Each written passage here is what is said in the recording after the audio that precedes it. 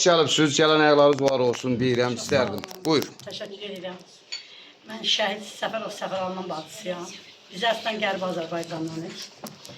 Qardaşım erkən yaşlarında atasını itirdi. Mənfur qonşularımız torpaqlarımızı işğal edəndə Sumqayıta pənah gətirdi. Ailə durumumuz ağır olduğuna görə qardaşım lap erkən yaşlarında məktəbdən imtina edib işlərdə yanır. 92-ci il hərbi xidmətə çağırıldı. Daxili qoşunların əskəri oldu. 3 ay döyüşdü.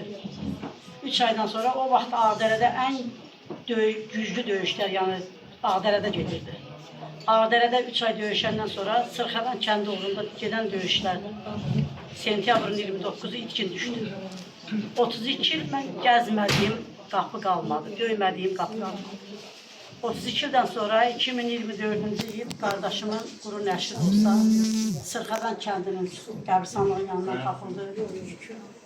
Sumqayıt şəhidlər xiyabanda dəfn edilmişik. Bütün şəhidlərin ruh qarşısına baş əyirəm. Çox doğru buyurdunuz ki, 90-cı ilin şəhidləri unudulub. Biz özümüz unutduq şəhidlərimizi. Ona görə unutduq ki, analar həmişə abır haya elədilər ki, yəni olmaz, ayıbdır.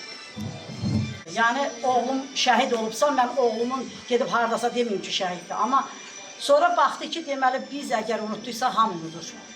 İndi bu 90-cı illərin şəhidləri hamısının ayağa qalxmağı çox xoşdur. İndi informasiya var, hamımız bir-birimizlə əlaqə yaradırıq. Ən azından qardaşlarımızı tanıdaq. Bütün hər yerdə tanıdaq. Çox sağ olun, var olun, dəvətiniz üçün təşəkkür edirəm Ziyafət xanım. Siz də sağ olun. Təşəkkür ederim. Var olun. Buyur xanım. Buyur xanım. İstədik sizdən də bir iki kəlmə götürək və tanıyaq, tanıdaq. Buyur. Herkese salamlayıram. Mən Əslan Qarabağlıyam. Gücüm yetdiyi qədər daimi şəhid ailələrinin, şəhid bacılarının yanındayım. Bir Qarabağlı olaraq mənim də ailəmdən kim var. Yəni əsir var.